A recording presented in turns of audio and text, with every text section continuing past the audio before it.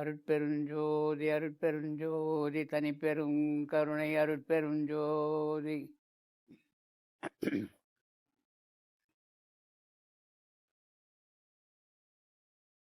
அன்பு ஆண்மனை கொண்ட சகோதர சகோதரிகளே, அந்த ஏறக்குறைய நான் பிறந்தது 1950. 65லேருந்து யோகா ஆசனங்கள் பழகிறேன். எப்போ? 15 வயசுலேருந்து. இந்த மாதிரி குட்டி பிள்ளைங்களாக இருக்கும்போது என்னை கொண்டு போய் விடவோ கற்றுத்தரவோ யாரும் இல்லை. இப்போலாம் யோகான்னா ஏதோ கையை காலம் ஆட்டின்னு வித்தை காட்டுறதுன்னு மக்கள் நம்பிக்கிட்டு இருந்த நேரம். அப்போ தமிழ்நாட்டில் ஆசனா ஆண்டியப்பன் திருநெல்வேலியில் யோகா, அவர் தான் தெரியும். அப்புறம் சிதம்பரத்தில் யோகி என் ராஜன், அவங்கள தான் தெரியும். மற்றபடி ஆசனா சொல்லித்தரதுக்கு யாரும் இல்லை. ஆந்திராவிலேருந்து வந்தாங்க. அப்புறம் கல்வி சாலை நிறுவி எடுத்தார் ஆண்டியப்பன் ஒருத்தர். நான் எல்லா இடங்களும் போயிருக்கேன். எனக்கு பேனா பிடிச்சி எழுதும்போது 6வது படிக்கும்போதே மூட்டு வலி வந்துடும், பேனா அப்படியே நிற்கும். அதுக்காக நானாகவே புத்தகங்களை பார்த்து ஆசன பயிற்சியெல்லாம் பண்ணிகிட்டு இருந்த நேரம். அப்புறம் அது சரியான பிறகு யோகி என் ராஜன் எழுதின புத்தகம், அப்புறம் யோக மகரந்தான்னு ஒரு பழைய நூல் இருக்குது. அது மிக பழைய நூல். அதை கையில் வாங்கி வச்சுட்டு அதை பண்ணிக்கிட்டு இருந்தோம். அந்த நூல் எனக்கு எப்படி கிடைச்சதுன்னா, காக்கிநாடான்னு ஒரு ஊர் இருக்குது. காக்கிநாடாவில் எங்கள் சித்தப்பா ஒருத்தர் மஞ்சினின்னு பேர், அவரு கொஞ்சம் யோகாலாம் கற்றுக்கிட்டாரு. அவருடைய புத்தகம் தான் எனக்கு கிடைச்சது. எதுக்கு சொல்ல வரேன்னா, யோகா நமக்கு ரொம்ப அவசியமானது. ஏன்னா இந்த உலகத்தில் மனிதனாக பிறந்த நாமும் எல்லா ஜீவராசிகளுமே உழைத்து கொண்டே இருக்கிறாங்க. எந்நேரமும் அசைவை செய்து கொண்டே இருக்கிறார்கள். செடி கொடிகள் கூட அசைவில் தான் இருக்குது. அசையாததுன்னு ஏதாவது ஒன்று இருந்தால் சொல்லுங்கள் பார்ப்போம். எதுல எல்லாம் உயிராற்றல் இல்லையோ, எவைகளில் உயிரும் உணர்ச்சியும் இல்லாத ஒரு பொருளோ, அவையெல்லாம் தான் அசையாமல் இருக்கும். இப்போ இந்த கட்டணம் அசையுமா? அசையாது. கட்டடத்துக்கு உள்ளே இருக்கிற நீங்கள் நானும் அசைவோம்.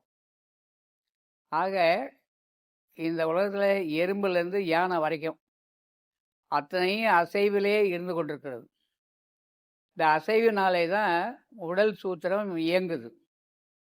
இந்த உடலை இயக்குவது யார்? அதை இயங்குவது எப்படி? இயங்குவது நம்முடைய உடல் உறுப்புகள், இயக்குவது உள்ளே இருக்கிறவர். மொத்தமே இயங்குவது இயக்குவது, இதுதான் யோகத்தினுடைய அடிப்படை. இயக்குபவன் இயங்குபவை. உள்ளே ஆத்மா நம்மை இயக்குகிறது. இயக்கத்துக்கு காரணமே ஆத்மா தான். அதுக்கு முன்னாடி அப்புறம் உயிரினவங்க, அதுக்கப்புறம் மனம், அப்புறம் ஒன்று ஒன்றா சொல்லிகிட்டே இருப்பாங்க. அப்புறம் உடம்பு. இந்த உடம்பை வைத்து தான் ஞானமே பெற முடியும். ஒரு ஞான அனுபவம் வேணும், அறிவில் தெளிவு வேணும், உடல் உறுதியாக இருக்கணும், மனசு உறுதியாக இருக்கணும், நம்ம அடைய வேண்டியது அழகாக அடையணும். அது இந்த வைராக்கிய சிந்தனை, விடாப்பிடியான முயற்சி, இது அத்தனையும் இந்த உடம்பு ஒன்று இருந்தால் தான் பண்ண முடியும். அதனால் உடம்பை உறுதியாக வைத்துக்கொள்வதற்கு ஆசனங்கள் வேணும். அசைவற்ற ஒரு நிலைக்கு நம்முடைய முன்னோர்கள்லாம் அசைந்து கொண்டே இருந்தார்கள். காலையில் எழுந்ததுலேருந்து இரவு படுக்கிற வரைக்கும் அசைவுகள் தான் இருந்தாங்க. நம்முடைய வேலை என்னென்ன, விவசாயத்தை நம்பி தான் வாழ்ந்தோம். காடுகளையும் விவசாயம் தான் நமக்கு. காடும் விவசாயம்தான். விவசாயம்னாலே காடு தான், காடுனாலே விவசாயம்தான். ஆக அது மட்டுமே போதும். ஏன்னா உணவு தான். அடுத்து உடுக்கிறதுக்காக நாம பண்ணிக்கிட்டது பருத்தி பயிர் வச்சு பஞ்சு எடுத்து நூல் செய்து ஆடைகள் கட்ட ஆரம்பித்தோம். நம்ம ஊரில், நம்ம கிராமத்தில், நம்ம பகுதியில் இருக்க மண்ணை எடுத்து பானை சட்டின்னு செய்து சமையல் பொருள்களை அதில் பண்ணோம். நாம் ஆற்றிலே ஓடக்கூடிய தண்ணியே எடுத்தோம், அதில் தான் சமைச்சோம், கிணறு எடுத்தோம். இயற்கையான ஒரு வாழ்வியலில் வாழ்ந்துட்டு இருந்தோம். அசைவில்லாத மனிதர்களே கிடையாது. குழந்தைங்க பிறந்தா கூட குழந்தைங்க ஓடி ஆடி அவ்வளோ ஆட்டம் போடுவாங்க. இப்போ பிள்ளைங்க எந்த வீட்லேயும் ஆட்டம் போடுறதுக்கு இடமே இல்லை.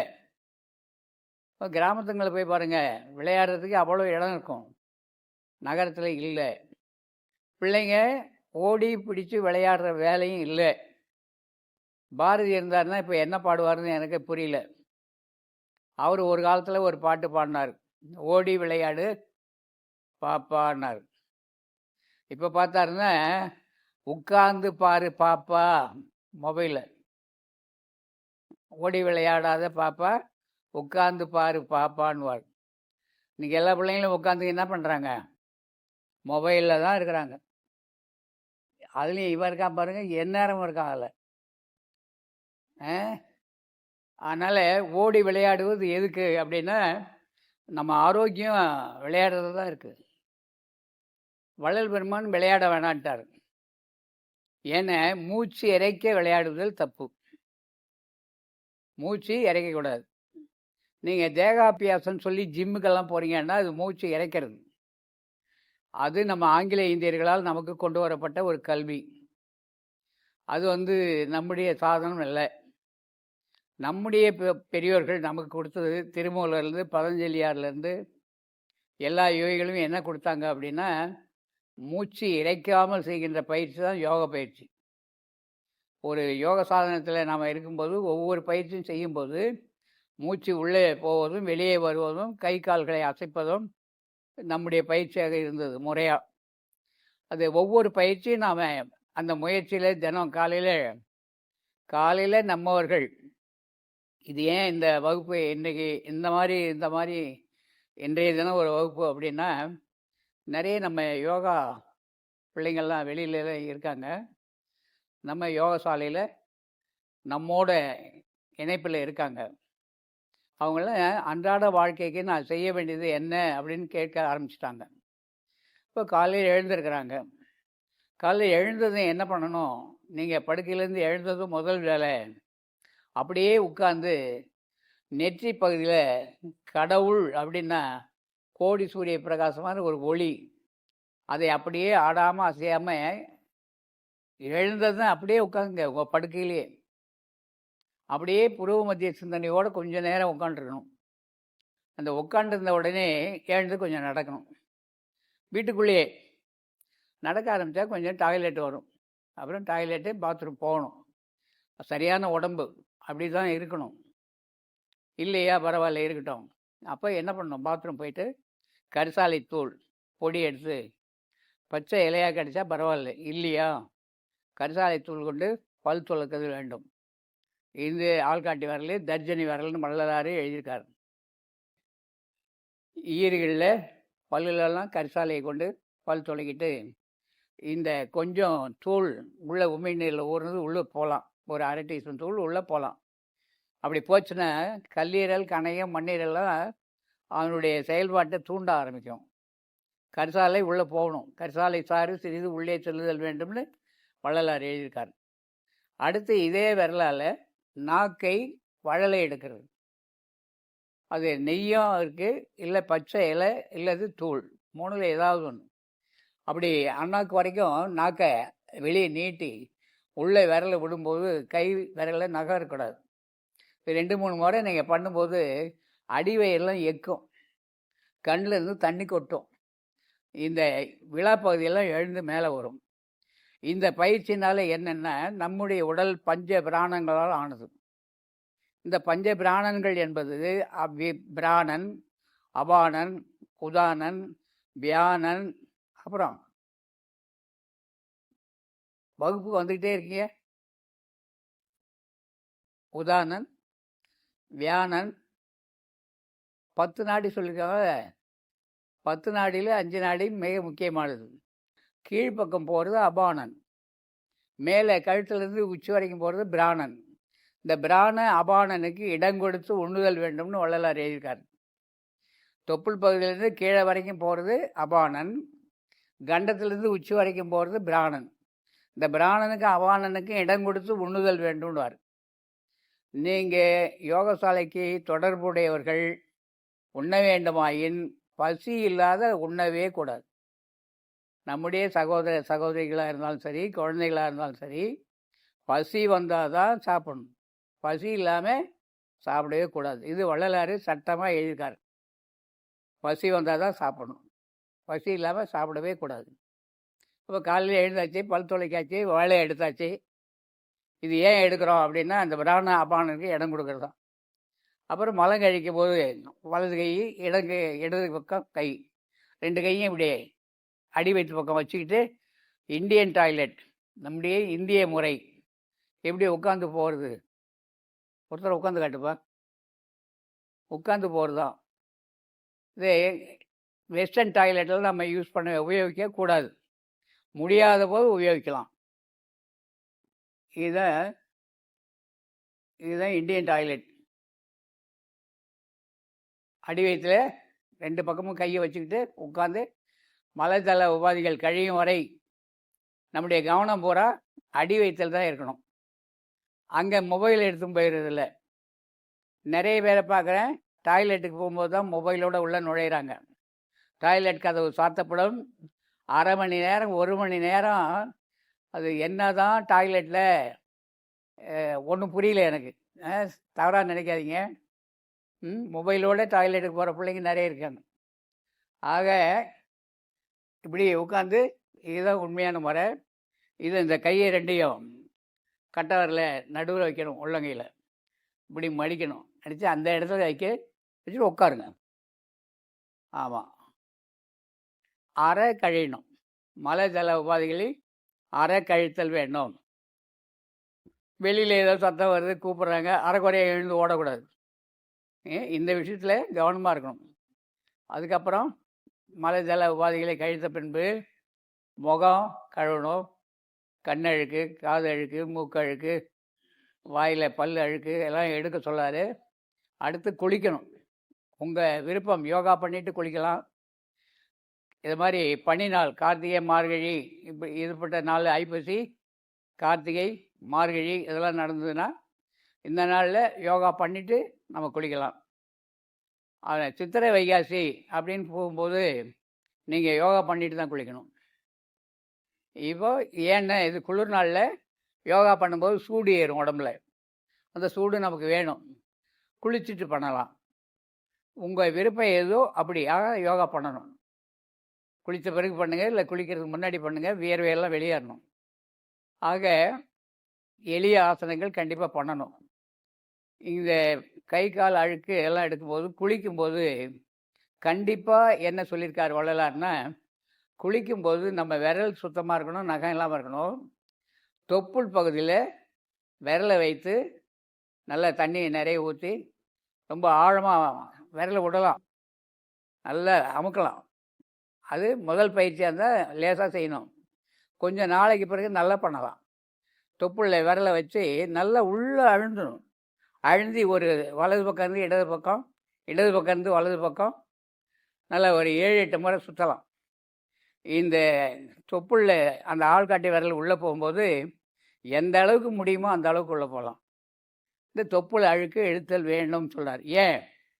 தொப்புள் அழுக்கு எடுக்கிறது மட்டும் இல்லை, நம்ம உடம்பு உருவானதே தொப்புள் கொடி தான்.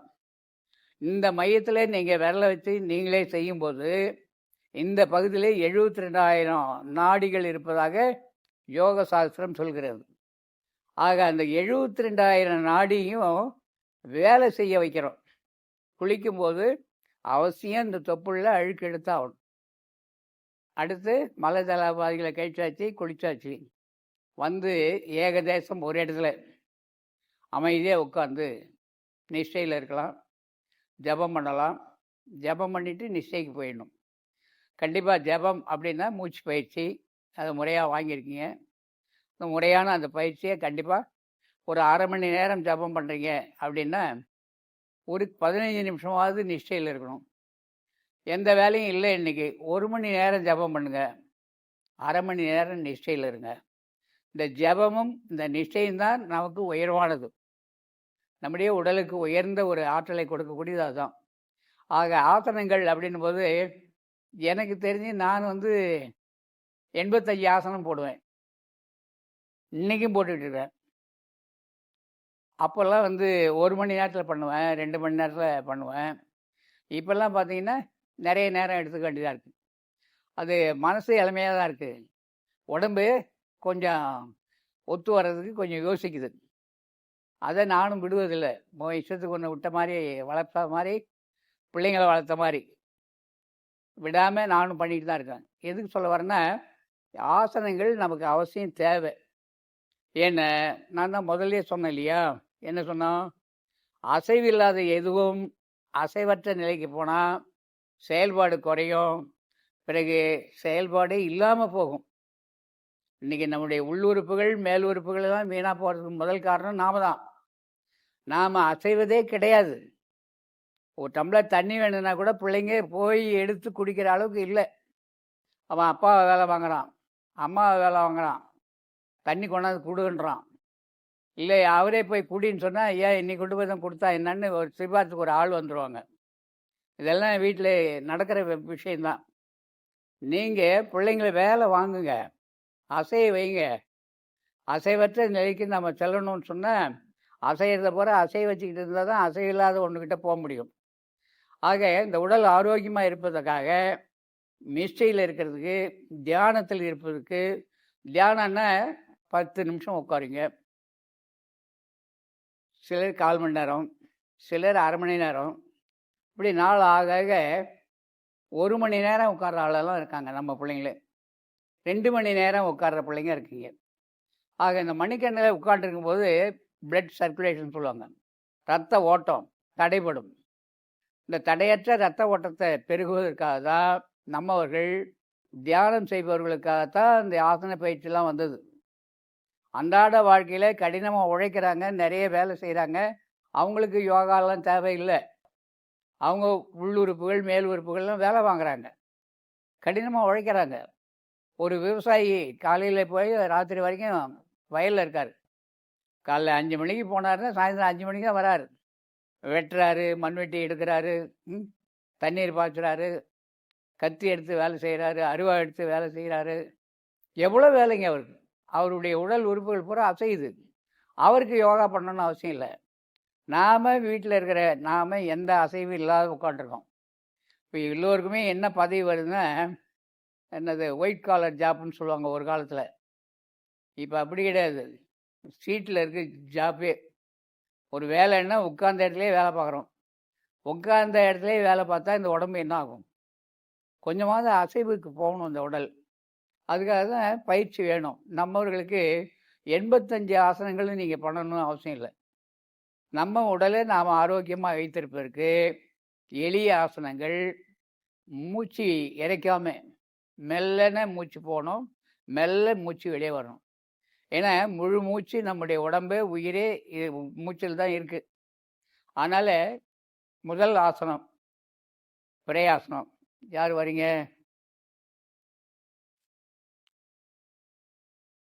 வாங்க, பிரயாசனம் போடுங்க.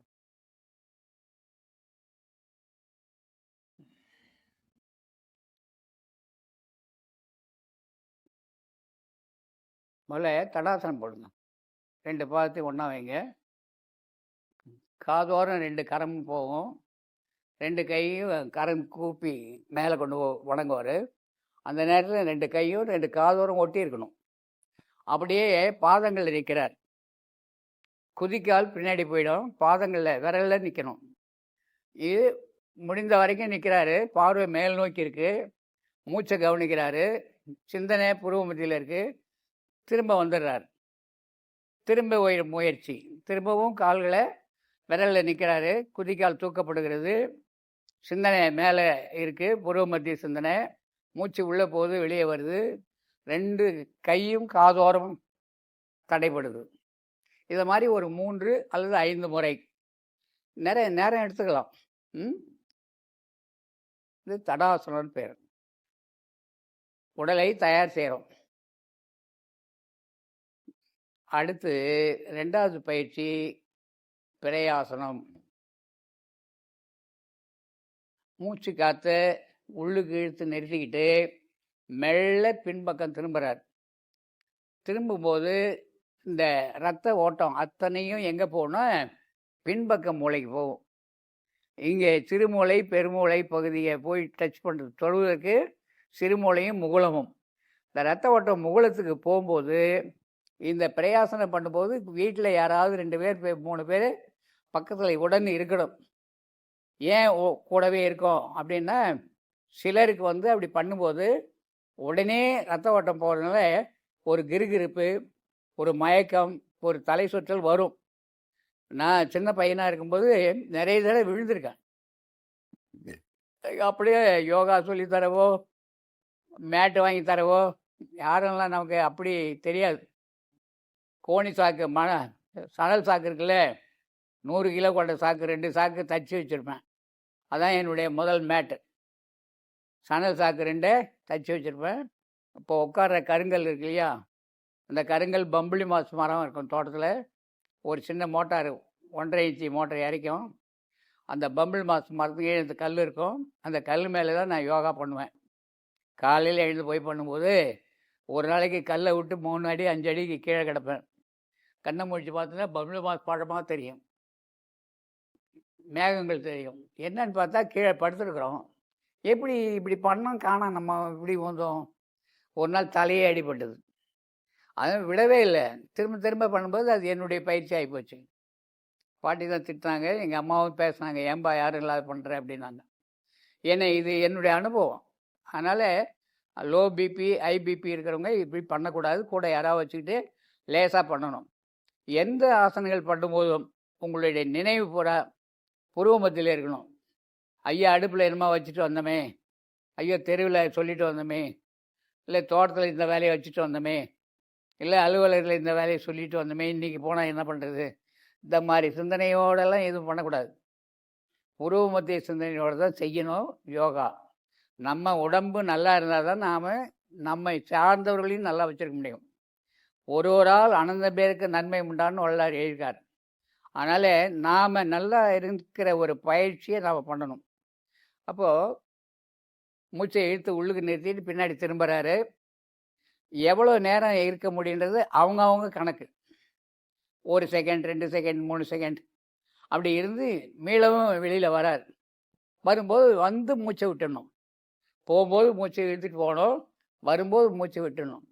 இந்த பயிற்சியெல்லாம் பாருங்கள், ஒவ்வொரு பகுதிக்கும் நம்முடைய பிராணா சக்தி போகும். ஒவ்வொரு பயிற்சியிலையும் நம்ம பிராணா சக்தி எங்கெல்லாம் போகுதுன்னு கவனிக்கணும். இந்த பயிற்சி பண்ணும்போது தலைக்கு போகுது, தடாசனம் பண்ணும்போது கட்டவரலேருந்து உச்சந்தலை வரைக்கும் ஒரு சர்க்குலேஷன், ஒரு அழுத்தம். பிரயாசனம் பண்ணும்போது தலைக்கு போகுது. நல்லா கவனிக்கணும், ஒவ்வொரு பயிற்சியும் பாருங்கள். அடுத்து பிரயாசனம் பண்ணிட்டா பாத ஹஸ்தாசனம். பாதம்னா தெரியும், கால். ஹஸ்தம்னா உள்ளங்கை. அதை கீழே பாதத்துக்கு பக்கத்தில் வைக்கிறார். மூச்சை விட்டுக்கிட்டே போகிறார். மூச்சை விட்டுக்கிட்டே போகணும், விட்டுட்டு அப்படியே இருக்கணும். எவ்வளோ நேரம் இருக்க முடியும்? புருவ மத்திய சிந்தனை 1 2 3ன்னு மனசுக்குள்ளேயே ஓடலாம். அப்போது எண்ணமும் வேணாம், அப்படியே இருக்கலாம். எப்போ முடியாதுன்ற ஒரு நிலை வரும், மெல்ல நிமிரணும். நிமிரும் போது மூச்சை எடுத்துக்கிட்டே நிமிரணும். மூச்சை விட்டுட்டு போகணும், மூச்சை எடுத்துக்கிட்டு நிமிரணும். இது எத்தனை முறை உங்களால் முடியும்? ஒரு 3 அல்லது ஒரு 5 இப்படி பண்ணலாம்.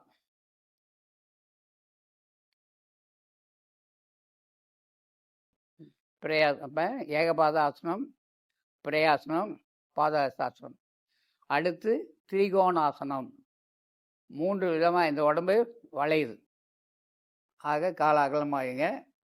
ரொம்பவும் அகலமாக வைக்கக்கூடாது, ரொம்பவும் கிட்டவும் காலை வைக்க முடியாது.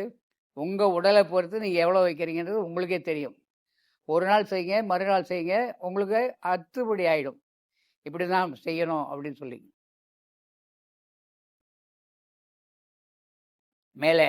மேலே போகிற கையினுடைய கட்டை வரல கண்கள் பார்க்கணும். கை ஒரே நேர்கோட்டில் இருக்கணும். மேலே இருக்க கை கீழே இருக்க கை அப்படியே இடுப்பு பெண்டாகணும். இப்போ மூச்சு பயிற்சி. கீழே போகும்போது மூச்சை விட்டுட்டு போவார், மேலே வரும்போது எடுப்பார். மேலே வரும்போது எடுத்துக்கிட்டே வரணும், கீழே போகும்போது விட்டுட்டு போகணும். இதை பண்ணுவதால் என்ன பலன் அப்படின்னா பக்கவாட்டில் ரத்த ஓட்டம் பெருகும், ரத்த ஓட்டம் சீராகும். இடுப்பு பகுதியில் இருக்க ஊளை சதைன்னு சொல்லுவாங்க, தேவையில்லாத மடிப்புகள் வரும். இந்த கார் டியூப்லெல்லாம் மடிப்பு இருக்கு இல்லையா, சைக்கிள் டியூப்பில் மடிப்பு வருது இல்லையா, அதை மாதிரி 2 பக்கமும் விழாவில் இடுப்பு சதை வெளியே வரும். அது இல்லாமல் இருக்கணும். இந்த பயிற்சி பண்ணும்போது இடுப்பு குறுகிடும், ஊமத்தம்பூ மாதிரி அப்படின்னு சித்தர்கள் சொல்லுவாங்க. ஊமத்தம்பூ பார்த்துறீங்களா? எப்படி இருக்கும்? ஊமத்தம்பூ இப்படி தான் இருக்கும், மற்ற பூவை விட ஊமத்தம்பூ கணக்காக இந்த இடுப்பு இருக்கும். ஆக இது செய்யும்போது, இந்த பயிற்சி தொடர்ந்து பண்ணும்போது சிறுநீரக கல் கரையும், சிறுநீரகங்களுக்கு ரத்த ஓட்டம் போகும், சிறுநீரகம் செயல்பாட்டுக்கு வரும். சிறுநீரகம் 2க்கும் பிரச்சனையே கிடையாது. இந்த பயிற்சியை கண்டிப்பாக செய்யணும். உங்களால் முடிந்த அளவுக்கு எவ்வளோ நேரம் செய்ய முடியும் செய்யலாம். ஆக அடுத்து திரிகோணாசனத்துக்கு பிறகு வாங்க, நீங்கள் வந்துடுங்க. இந்த ஆசன பயிற்சி செய்யும்போது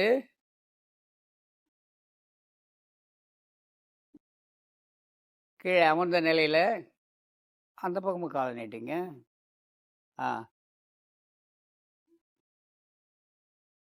2 கால்களையும் நீட்டுறாங்க. கட்டை விரலை போய் பிடிப்பாங்க. போகும்போது மூச்சை விட்டுக்கிட்டே போய் பிடிப்பாங்க.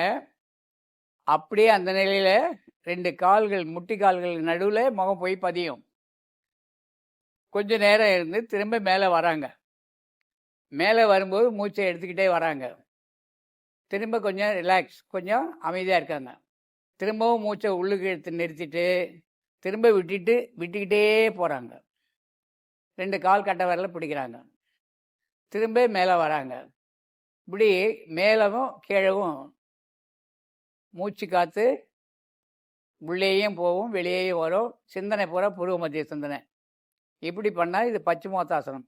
இதை பண்ணுகின்ற போது அடிவயிறு சதை குறைக்கப்படும், இடுப்பினுடைய சதை குறைக்கப்படும். 2 சிறுநீரகங்கள் மட்டும் இல்லை, தொப்புளோடு சேர்ந்து வயிறு சுத்தமாகும். வயிற்று நரம்புகள் அத்தனையும் வேலை செய்ய ஆரம்பிக்கும். பச்சுமோத்தாசனம் அவசியம் பண்ணணும். வாங்க ஜென்வாங்க. வாழை தார் அபரிமிதமாக சீப்புகள் விட்டுருக்கணுவாங்க. பூச்செடியில் பூ அபரிதமாக பூக்குது அப்படின்வாங்க. அபரிமிதம்னா என்ன? ஒரு அளவு வச்சுருப்பீங்க, இவ்வளோதான், 10 பூ தான் வரணும், அது 20. ஒரு கடலைக்காய் செடி எடுக்கிறோம், அதில் ஒரு 100 இருக்கும், இல்லை 50 இருக்கும். ஒரு 200 செடி ஒரு கடலைக்காய் செடியில் அபரிமிதமான விளைவு அப்படின்வான். மாதிரி இந்த அபரிமிதமான ஒரு விளைவுகளை நம்ம உடம்புக்கு கொடுக்கக்கூடிய ஒரு ஆசனம் தான் இந்த பயிற்சி. இந்த பேர் அருமையான ஆசனங்கள். என்ன ஆசனம்? விபரீத கரணி. என்ன பண்ணுறாரு? மூச்சை மேலே உள்ளுக்கு எடுக்கிறார். கீழே உட்காருங்க, படுங்க, மலர்ந்து படுங்க. இப்படி படுத்தா மலர்ந்து படுத்தல். இப்படி படுத்தா என்ன பேர்? ஆமாம், வீட்டில் கிராமத்தில் என்ன சொல்லுவாங்க? மல்லாந்து படு. என்னத்த மல்லாந்து படு? மலர்ந்து படுத்தல். ஒரு பூ எப்படி மலர்கிறதோ அவ்வாறு கை கால்களெல்லாம் விரித்து படுக்கிறார், மலர்தல். அப்போ மலர்ந்து படுத்த உடனே மூச்சை உள்ளே இழுத்து நிறுத்தி கால் 2 பின்னாடி எடுத்து போகிறாரு. கீழே இடுப்பு 2 பகுதியும் 2 பிருஷ்ட பகுதி 2யும் கையில் வச்சுக்கிறார். நினைவு புருவ மத்தியில் இருக்கும். மூச்சு காற்று இழுக்கவும் விடவும் இழுக்கவும் விடவும் சமயோசிதமாக அவர் பாட்டு பண்ணிகிட்ருக்கார். இதில் தொடர்ந்து 3 நிமிடம் 5 நிமிடம் எத்தனை வேணாலும் இருக்கலாம். இந்த ஆசன பயிற்சி இருந்தால் தவத்துக்கு நிஷ்டையில் போகிறதுக்கும் சௌகரியமாக இருக்கும். இது இல்லாத அடி வயிற்று பிரச்சனை எதுவுமே நம்ம வருவதற்கு வாய்ப்பு இல்லை. வயிறு சுருக்கத்துக்கு வரும், தொப்பெல்லாம் கரைஞ்சிரும், இடுப்பு சிறுசாகும், ஐடு வயிறு சம்மந்தமான ஜீரணமாகலை, அதிகமாக ஜீரணமாகுது, கழிச்சல் வருது, பேதி வருது, இந்த பிரச்சனைகளே இடமே இல்லை.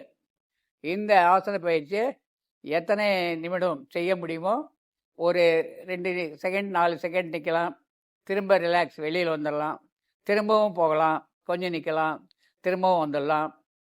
இது இந்த அடி வயிற்று சம்மந்தமாக அத்தனையும் சரி பண்ணும். விபரீத கரணி.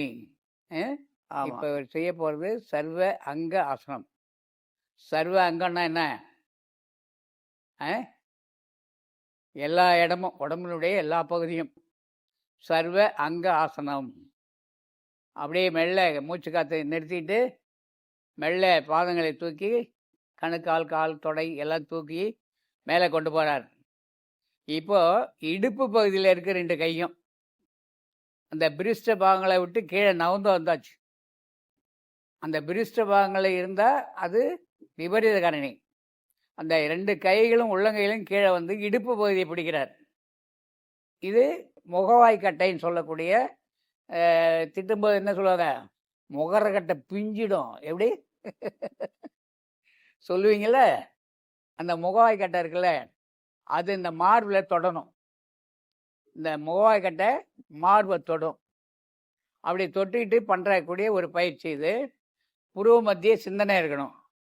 மூச்சு காற்று சிரசுக்கு போகிறது தடைப்பட்டு கழுத்தில் நிற்கும்.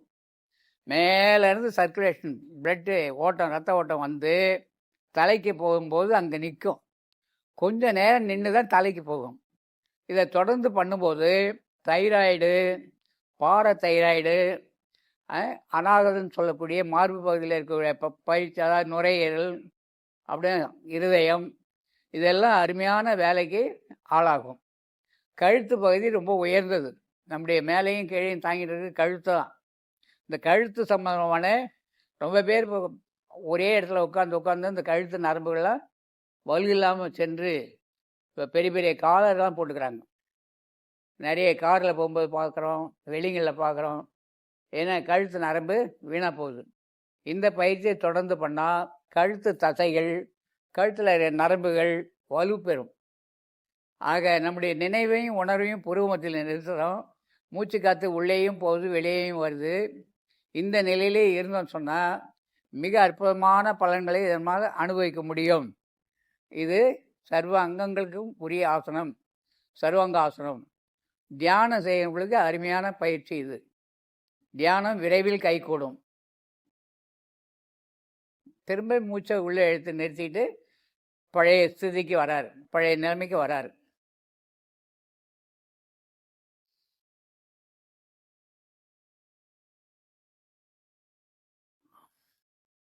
அடுத்து சிரசாசனம் தடை செய்யப்பட்டு விட்டது.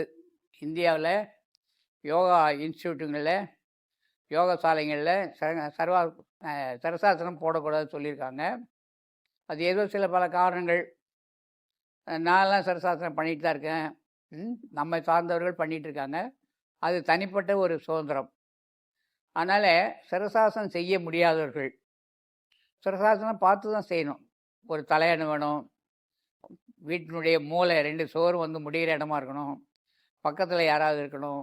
நிறைய சிரசாசனம் பண்ணும்போது ரொம்ப கவனமாக இருக்கணும். ஆக அதாவது பாதி சிரசாசனம், இது முழு சிரசாசனம் இல்லை, பாதி போடுங்க. அர்த்த சிரசாசனம். காலை அகலமாக வைக்கிறாரு, தலையை கீழே கொண்டு போகிறாரு. தலை தரையில் என்ன பண்ணியிருக்காரு, 2 கைகளையும் முட்டு கொடுத்துருக்காரு. இதை மாதிரி நல்ல அந்த கால்கள், பாதங்களை கவனிங்க. விரல்கள்லாம் நிற்கிறாரு. குதிக்கால் தரையில் படலை. இப்போ மெல்லிய ஒரு துணி, வஸ்திரம் நல்லா மடித்து அதை தலைகீழே கொடுத்துங்க. எவ்வளோ நேரம் வேணாலும் இருக்கலாமா அப்படின்னா, இந்த பயிற்சியை நீங்கள் தொடர்ந்து செய்யும்போது மூளை நரம்புகள் நல்ல செயல்பாட்டுக்கு வரும். உடலுடைய மேல் பகுதி அத்தனையும் சீராகும். மேலே நம்ம ஆக்ஞான்னு சொல்லக்கூடிய புருவ மையத்தில் இருக்க மையம், உள்ளே வளல் பெருமான் சொல்லுவார், லலாடஸ்தானம், நெற்றி பகுதி, தலைப்பகுதி, இவையெல்லாம் இந்த ரத்த ஓட்டம் சீராகி நம்ம அபரிதமான ஆற்றல்கள் உள்ள ஒரு மூளை வந்து மடலெல்லாம் விரிவடையுது. ரத்த ஓட்டம் மூளைக்கு பரவுது. அதனால் மூளையினுடைய செயல்திறன் அதிகரிக்குது. இப்படி தொடர்ந்து பண்ணுபவர்கள் கவிஞர்கள், கதாசிரியர்கள், கற்பனைவாதிகள் இந்த பயிற்சி பண்ணிட்டு வந்தால் அவங்களாவே ஆயிடுவாங்க. இந்த பயிற்சியின் மூலமாக வர்றத அந்த மாதிரி ஒரு தத்துவமான உண்மைகள். அதனால அர்த்த சிரசாசனம்.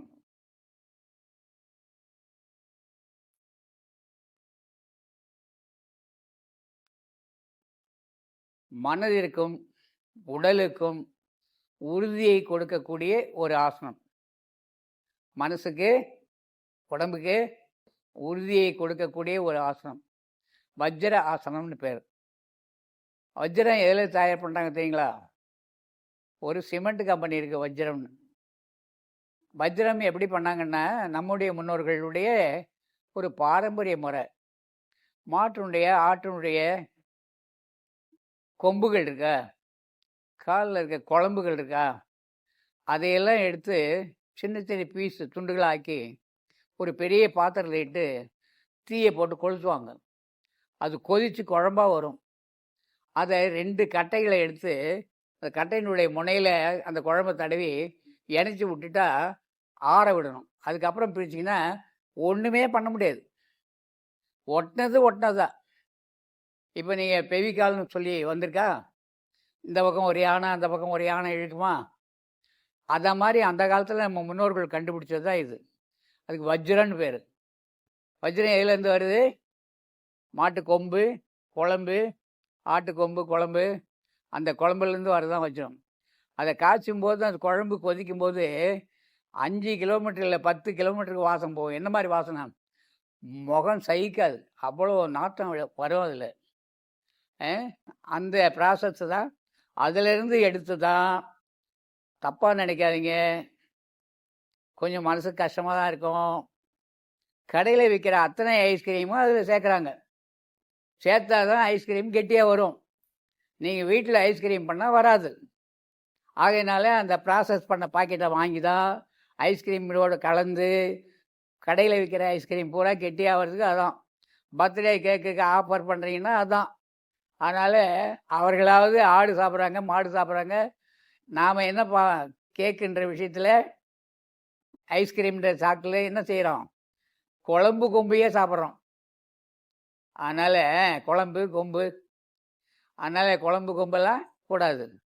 இதை வஜ்ரம் உறுதியை கொடுக்கக்கூடிய ஒரு ஆசனம் வஜ்ராசனம். எப்படி உட்காருங்க சொல்லி காட்டுங்க. இந்த பின்னாடி பாதத்தை பாருங்க. இப்படி ஒரு தடவை, திரும்ப இப்படி ஒரு தடவை, இல்லை 3 போஸ் கொடுங்க. இந்த கால் பாதங்களை கவனிங்க. என்ன சரியான பொசிஷன். அதுதான் பெரும்பாலும் யோகம் என்பது நேரில் கற்றுக்கொள்ளக்கூடிய ஒரு பயிற்சி. அதாவது நம்ம வாரந்தோறும் ஞாயிற்றுக்கிழமையில் இங்கே 7:30 மணிலேருந்து 9 மணி வரைக்கும் இங்கே நம்முடைய மாஸ்டர் குணசேகரன், மாஸ்டர் யார் தமிழ்மணி, மாஸ்டர் பிரகாஷ், ஒருத்தர் யாராவது மாற்றி மாற்றி வராங்க, யாராவது எடுத்துக்கிட்டு தான் இருக்காங்க. யாரும் இல்லாத போது நானே, வேறு வழி இல்லை.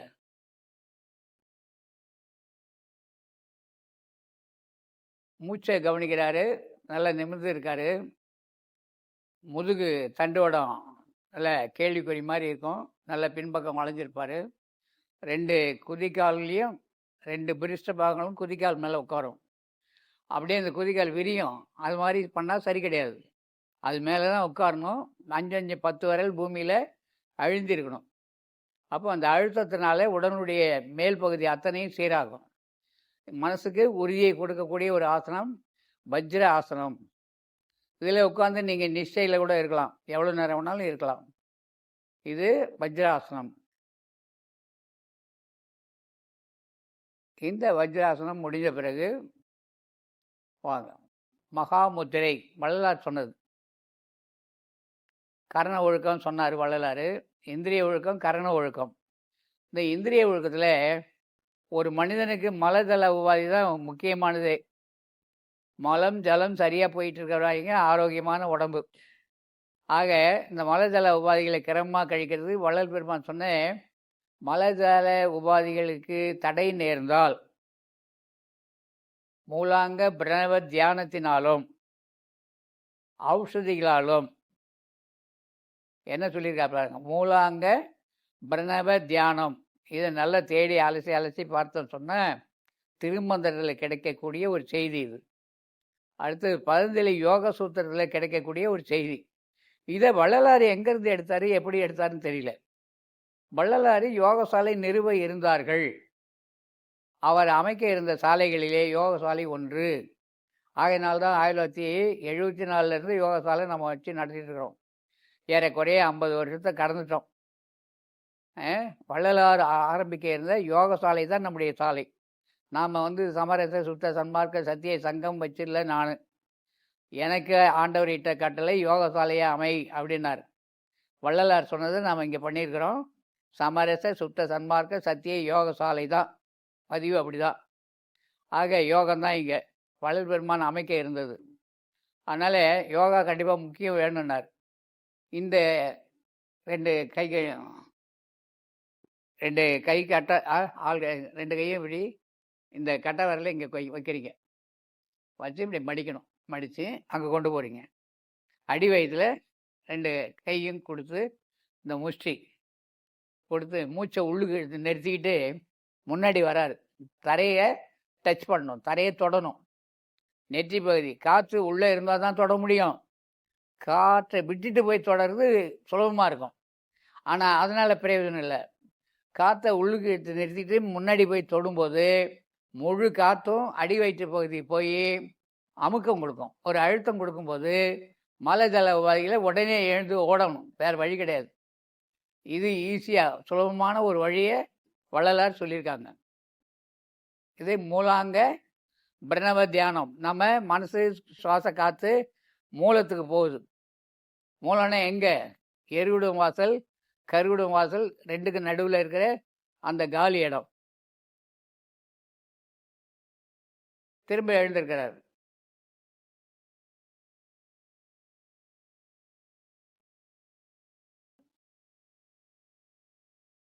இந்த மூலாங்க பிரணவ தியானம் இப்படி பண்ணிட்டு கண்களை பாதி மூடியும் பாதி திறந்திருப்பார். அப்படியே புருவமத்தி சிந்தனையோடு இருக்கிறது. இதுக்கு கொஞ்சம் யோகா ஆசிரியர்கள் இந்த முத்திரையை மகாமுத்திரைன்னு சொல்லுவாங்க. என்ன முத்திரை? மகாமுத்திரை. முத்திரைன்னா சாதாரணம், மகாமுத்திரைனா மிக பெருசு.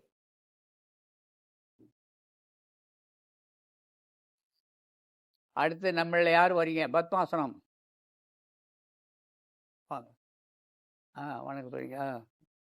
பத்மாசனம் போடுங்க.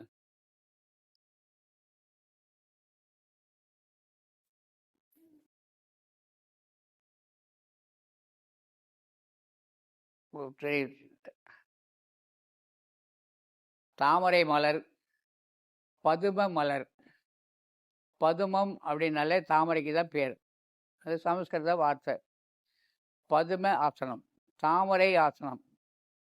இந்த தாமரை இதழ்கள் எப்படி இருக்கோ அப்படி 2 கால்களும் தொடைப்பகுதியும் இப்படி ஒரு கைகளை நேராக வச்சுக்கிறோம்.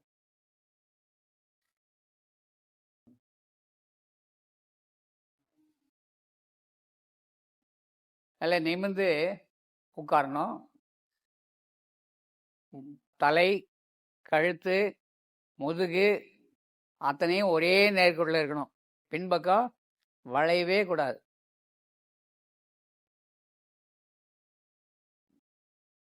ரெண்டு குதிக்கால்களும் 2 பக்கம் அடி வயிற்றை போய் முட்டும். 2 குதிக்கால்களும் அடி வயிற்றை போய் முட்டும். நம்ம பயிற்சி, பற்றின்மை, பழக்கம், வழக்கம் எல்லாவற்றையும் சீராக்கக்கூடிய ஒரு அற்புதமான பயிற்சி பத்மாசனம், பதுமாசனம். இந்த ஆசனத்தில் உட்கார்ந்து நீங்கள் தியானம் பண்ணலாம். தியானம் அருமையாக இருக்கும். இதை கண்டிப்பாக செய்யணும். கொஞ்ச நாளைக்கு தொடை பகுதி வலி வரும், குதிக்காலில் வலி வரும். வலியை பொருட்படுத்தக்கூடாது. கொஞ்சம் கொஞ்சமாக நாளை கூட்டிக்கிட்டே போகலாம், நேரத்தை கூட்டிக்கிட்டே போகலாம். இந்த பத்மாசனத்தில் இருக்கும்போது மனசு ஒரு நிலையில் நிற்கும். உருவ மத்திய சிந்தனையோட பத்மாசனத்தை அமர்ந்திருப்பது நம்முடைய யோகா அனுபவ நிலைகள். நம்முடைய தெய்வ பிரதிபிம்பங்கள் அப்படின்னு தமிழகத்தில் நம்ம இந்திய திருநாட்டில் கடவுள்களை உருவாக்கி அதை தாமரை மலரில் உட்காந்துருக்கிற மாதிரி வெறுமனே தரையில் உட்காந்துருக்கும் போது இந்த பத்மாசன ஆசனங்கள் போட்டு காமிச்சிருப்பாங்க. எல்லாமே நம்ம யோகா சாஸ்திரத்தில் கொண்டு வந்தாங்க. கடவுள் வழிபாடுன்ற முறையில் எப்படியாவது நாம் ஆரோக்கியமாக இருக்கணுன்றதுக்காக தான். தோற்பு கரணம்னு ஒன்று போடுறோமே, அது எவ்வளோ பெரிய கலை தெரியுமா? பத்மாசனம் போட்டிங்களா? அடுத்து சித்தாசனம் யார் போடுறீங்க? புதுவையில் சித்தானந்தர்னு ஒருத்தர் இருக்கார், சுவாமி ஜீவ சமாதி ஆயிட்டார். அவரை ஏன் சித்தானந்தர் சொன்னாங்கன்னா, சித்தாசனம் போட்டு தான் நிறைய பயிற்சி பண்ணியிருக்கார். பாரதியாரெலாம் அங்கே இடத்துக்கு தான் போய் அடிக்கடி சுற்றி வந்திருக்காரு. அந்த தோப்பில் சித்தாசனம் அப்படின்னு சொல்லுவாங்க. ஒரு குதிக்கால் நம்முடைய ஆசன வாயை போய் இடிக்கும். ஒரு காலை நீட்டுறாரு, ஒரு காலை மடக்கிறாரு. மடக்கிற காலை கொண்டு போய் ஆசன வாய்க்கும் பக்கத்தில் வைக்கிறாரு. ஆசன வாய்க்கும் நம்முடைய ஆண் குறி பெண் குறிக்கும் கீழே ஒரு 4 வரைகிற இடம் இருக்குது, காலி இடம். அந்த காலி இடத்த போய் அந்த குதிக்கால் முட்டணும். உடனே இந்த காலை என்ன பண்ணுறாரு, இப்படி இணைச்சு நிறுத்துறாரு. ஆ 2 குதிக்கால் மேலேயும் உட்கார முடியுமா? ஆ ஆ ஆ உட்காரு. இது யோகாக்குரிய ட்ரெஸ் கிடையாது. உடையில் ரொம்ப கவனமாக இருங்க. யோகா பண்ணும்போது உங்கள் வீட்டில் நீங்கள் தனித்த அறையில் பண்ணும்போது எதுவுமே இல்லாமல் பண்ணுங்க, ரொம்ப நல்லா இருக்கும். அப்போ தான் நீங்கள் யோகி. உங்களை யார் பார்க்க போகிறாங்க? இல்லை குறைந்த ஆடைகள். அது நமக்கு ரத்த ஓட்டம் தான் முக்கியம். உடம்பு முழுவ சீராக ரத்த ஓட்டம் பறக்கணும். யோகா பண்ணும்போது ஆடை இல்லாமல் உங்கள் இடத்துல நீங்கள் பண்ணலாம். இல்லைன்னா குறைந்த ஆடைகளை உடுத்தி கொண்டு பண்ணலாம்.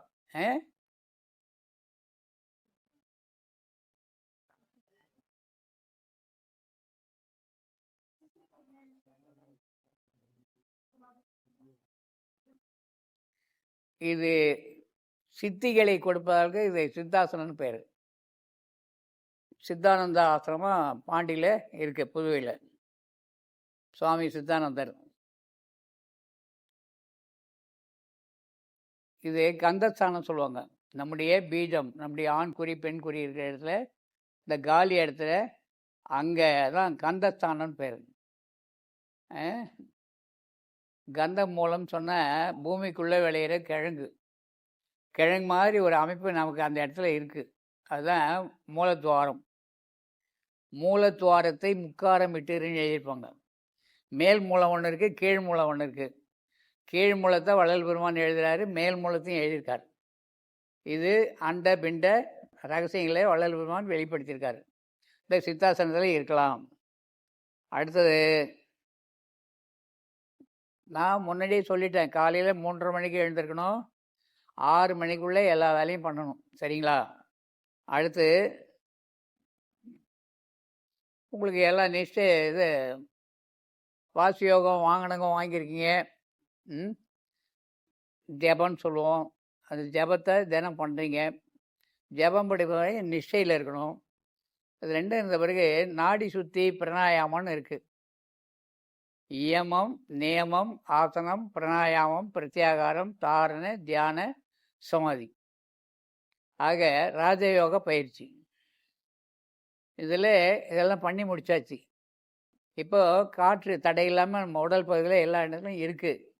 இருந்தாலும் நம்ம தியான அனுபவத்துக்கு போகணும் அப்படின்போது மூச்சு தான் முக்கியமானது. உடலின் எல்லா பகுதிகளுக்கும் மூச்சு காற்று சரியாக இயங்குமேனால் நோயில்லாத உடம்பு. எங்கேயாவது ஒரு உபாதை, ஒரு வலி, ஒரு இசிவு, ஒரு வீக்கம், ஏதாவது ஒரு நிலையில் பாதிக்கப்படுமேனால் அந்த இடத்துல பிராணன் செயல்படவில்லை. அந்த பிராண இயக்கத்திற்கு தான் இவ்வளோ வேலையும். அசைவு இல்லாமல் இருக்கக்கூடாது. உடலினுடைய எல்லா பகுதியும் அசைந்தால்தான் ஆரோக்கியம்.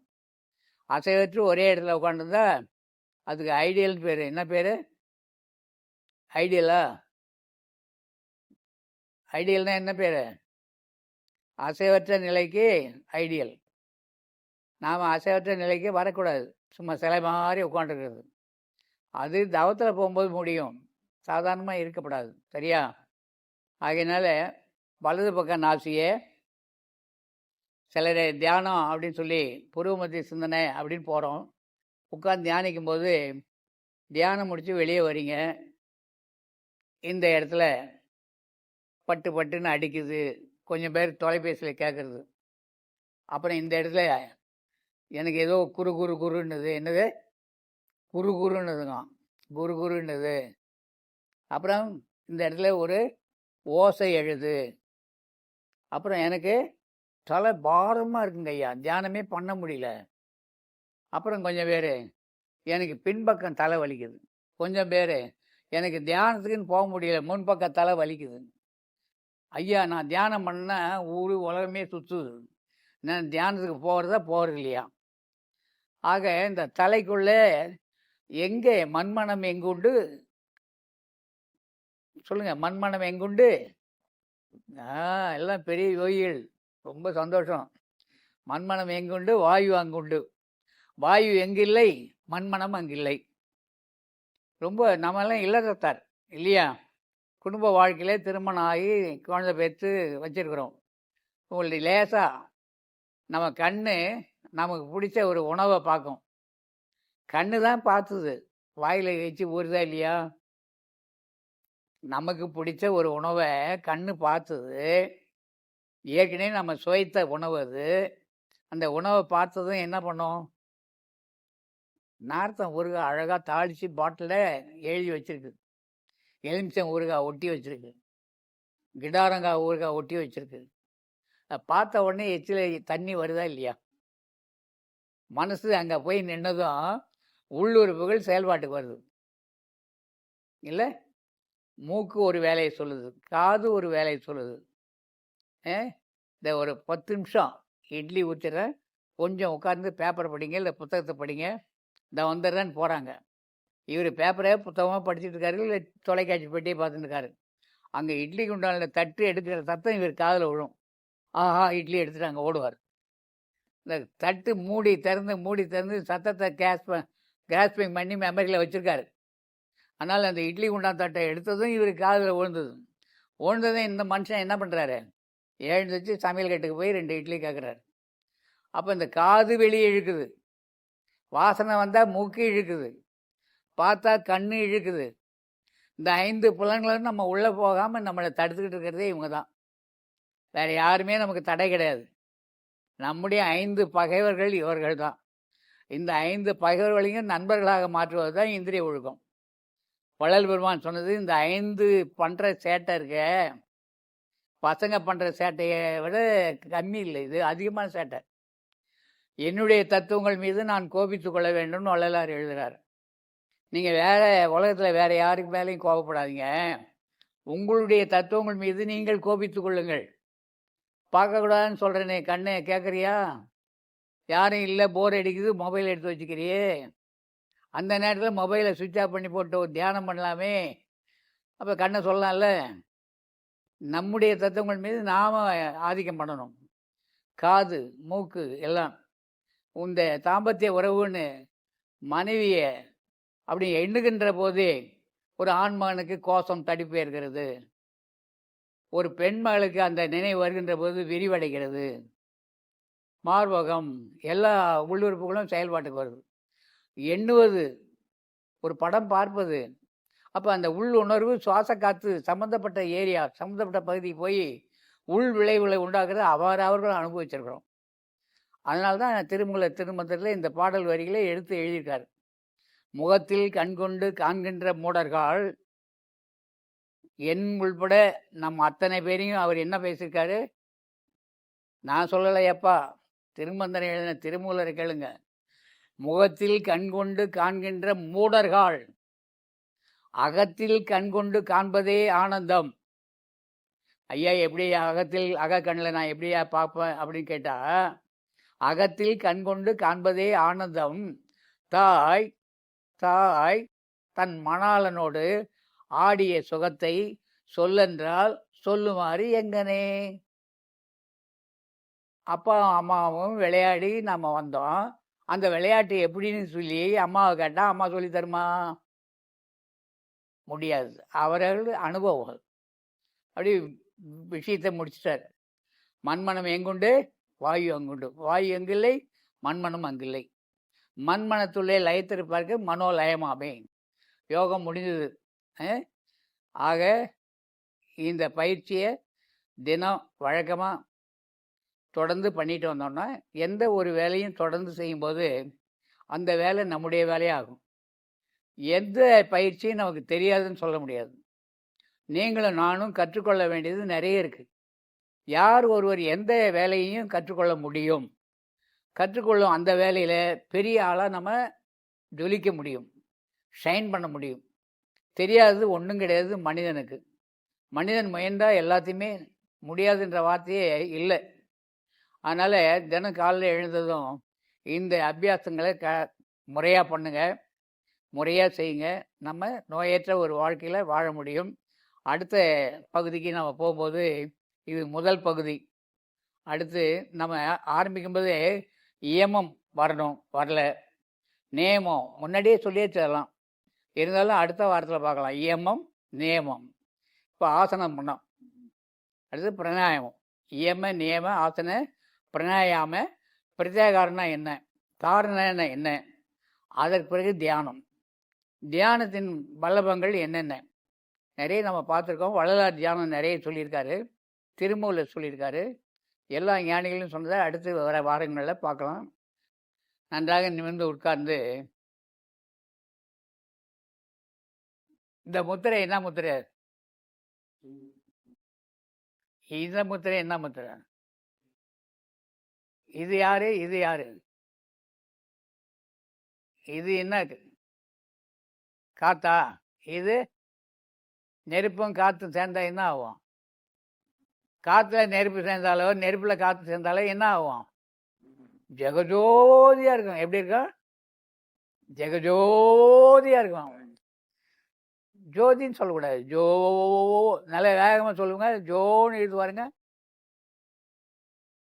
அதில் ஓ வந்து முடியும், ஓங்காரம் அதில் அடக்கம். வள்ளலாரை சொல்லும்போது ஜோதின்னு எப்படி சொல்லணும், அப்படி தான் சொல்லணும். ஜோதி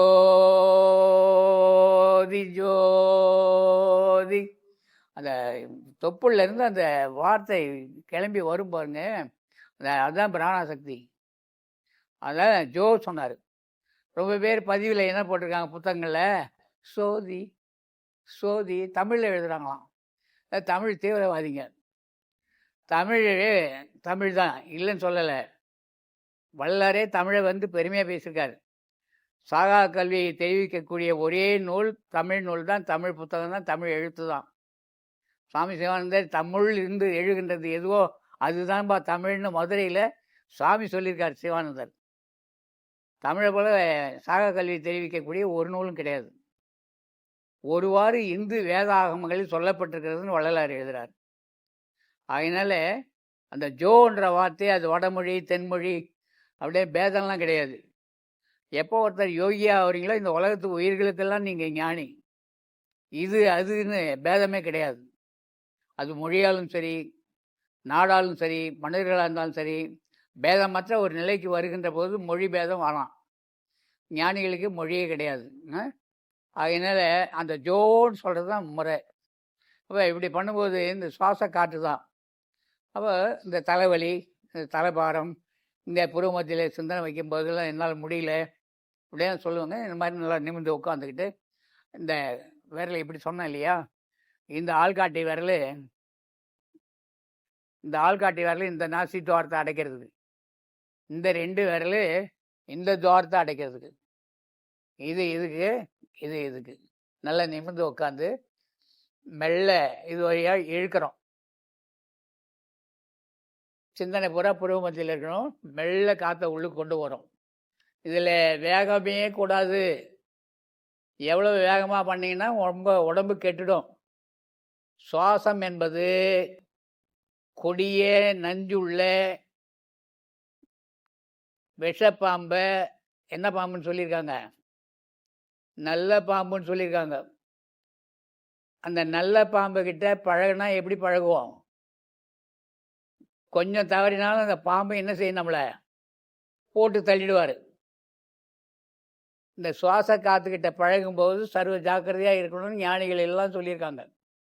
இந்த சுவாச பயிற்சிக்கு போகும்போது மட்டும் தக்கவர்கள், அறிந்தவர்கள், புரிந்தவர்கள், தெரிந்தவர்கள், அதை பற்றிய விழிப்பு இருப்பவர்கள் கூட இருக்கணும்.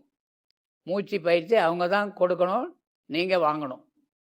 நீங்களா மூச்சு இழுத்து நிறுத்தினீங்கன்னா அது எங்கேயாவது போய் ஓப்பன் ஆகிடும், திறந்துடும். திறந்தால் அதனுடைய வேலையை நம்ம கவனிக்க முடியாது.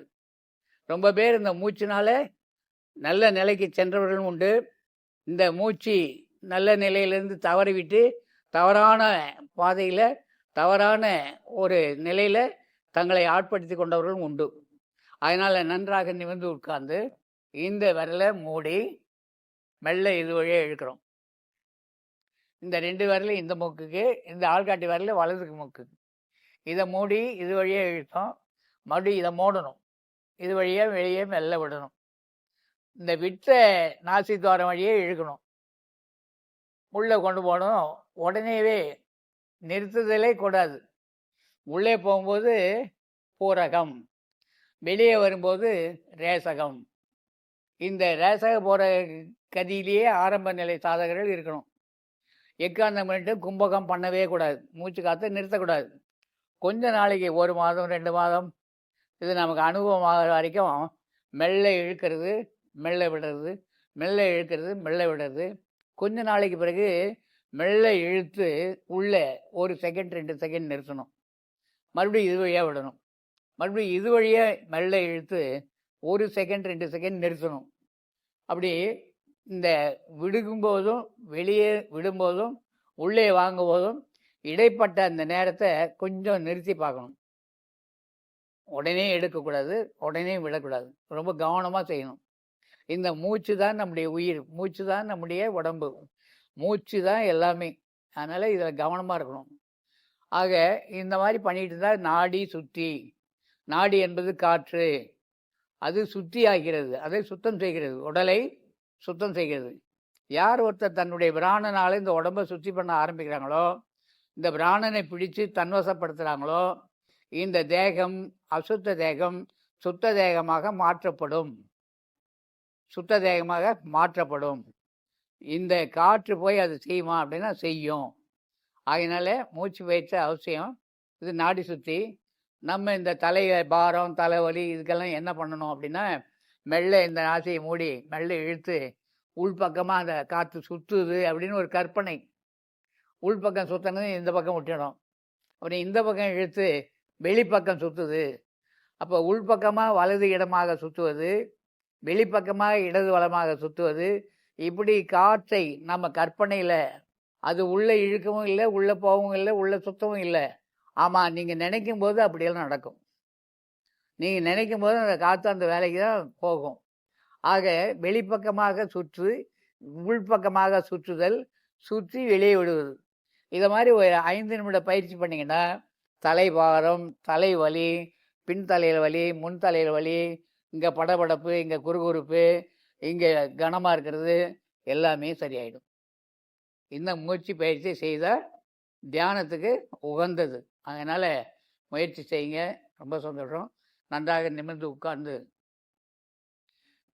2 புறங்களுக்கு மத்தியில் அண்ணாக்கின் பக்கம் மேலே உச்சிக்கு கீழே கோடி சூரிய பிரகாசமுடைய ஒளி அணுவாக நான் இருக்கின்றேன். இந்த தேகம் நான் அல்ல என்று கருதி கருதி கடவுள் வழிபாடு செய்வோம். அருட்பெருஞ்சோதி அருட்பெருஞ்சோதி அருட்பெருஞ்சோதி அருட்பெருஞ்சோதி.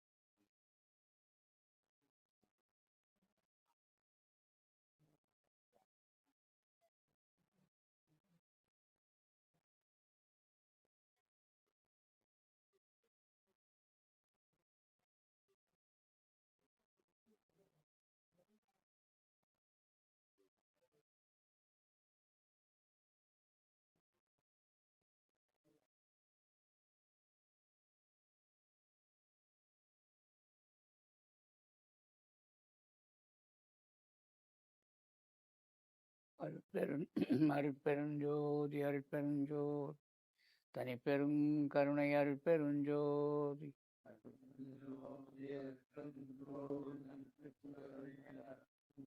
எல்லா உயிர்களும் இன்புற்று வாழ்க. கொல்லா நெறி உலகமெல்லாம் ஓங்குக. வள்ளல் மலரடி வாழ்க வாழ்க. நல்ல மழை பொழிக. நாடு வளம் பெறுக. அருட்பெருஞ்சோதி அருட்பெருஞ்சோதி தனிப்பெரும் கருணை அருட்பெருஞ்சோதி.